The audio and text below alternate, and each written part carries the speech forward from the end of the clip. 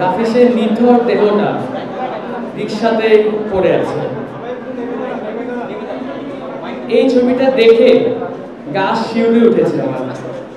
কতটা সাহসী একজন যুবক, কতটা সাহসী একজন ছাত্র হতে পারে, তার সর্বোত্তম উদাহরণ নাফিস।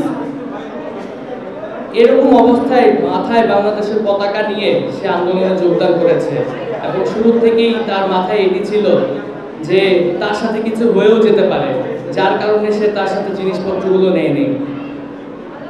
আমি ধন্যবাদ জানাতে চাই শহীদ নাফিসের বাবা মাকে। তার বাবা মার পরে শহীদ নাফিসকে এই বীর হিসাবে গড়ে তোলার জন্য সবচেয়ে বড় অবদান যাদের, সেটি হলো তার স্কুলের টিচারদের।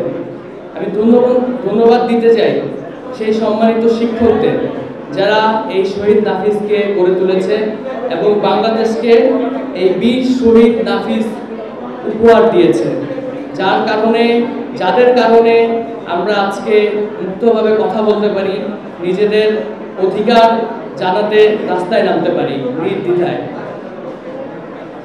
পরিশেষে একটি কথাই বলতে চাই, শহীদ নাফিসকে এবং তার মতন বাকি সকল শহীদদের আমরা কখনো ভুলবো না।